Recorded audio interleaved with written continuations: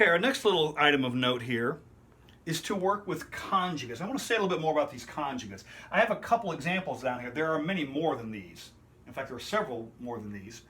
But a conjugate works like this. If you have A plus B, a binomial being either added or subtracted, the conjugate of a binomial is the same expressions, but if this is plus, this is minus, if this is minus, this is plus. These are conjugates of each other. So the conjugate of, it doesn't matter what these expressions are, the conjugate of x minus y, the conjugate is x plus y. These can be more complicated. The conjugate of sine of x plus 1, what's the conjugate? The conjugate is sine of x minus 1. Now, why this is important, and the reason I'm writing it this way is this. When you multiply conjugates, notice it says conjugate multiplier.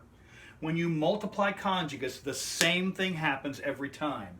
When you FOIL these, look what happens. When you do the first, you get a squared. Now, look what happens when you do the two outsides. The two outside values, is it clear? A, B. And the two inside values will also be A, B. They will always be the same because that's what it means to be a conjugate. They must be the same if they're conjugates in the first place. So the outside is AB and the inside is AB. However, in this case, the outside is negative AB and the inside is positive AB. And what happens when you take negative AB plus AB, is it clear? Those cancel. There is no middle term. The outside and inside from FOIL cancel. The outside and inside from FOIL cancel. They always will. How do you know that's always going to happen?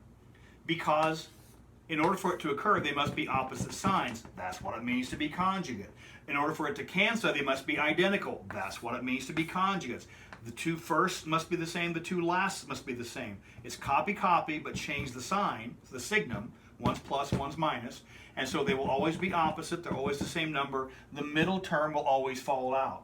So yes, here's the F from FOIL. The O and the I fall out. What happens with the L from FOIL? Multiply the two lasts.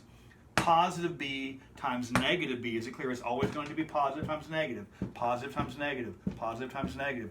It's always going to be minus. And it's always going to be the last one squared. It's the first one squared minus the last one squared. It doesn't matter whether the plus is first or the minus is second, or the minus is first and the plus is second. So if we multiply these two conjugates, is it clear what you're going to generate? Multiply the two firsts, x squared. The outside and inside will cancel. The two lasts is negative y squared. Now, here's where we start to earn some money. In the trigonometry, this will happen over and over again. What is sine of x plus 1 times sine of x minus 1? When you multiply the two firsts, you get sine squared of x. The two middle terms cancel. When you multiply the two last terms, you get minus 1. All right? Let's suppose we have this. Suppose we have 1 minus cosine of x. First off, what is the conjugate of 1 minus cosine of x? It's 1 plus cosine of x. And if you multiply those, what do you generate?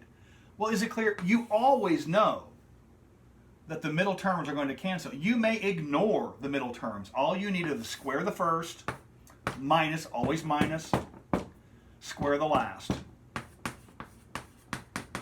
When you multiply conjugates, it's you square the first minus you square the last. That's going to happen in many different circumstances with many different examples. When you multiply the conjugates, that's what happens. You square the first and square the last.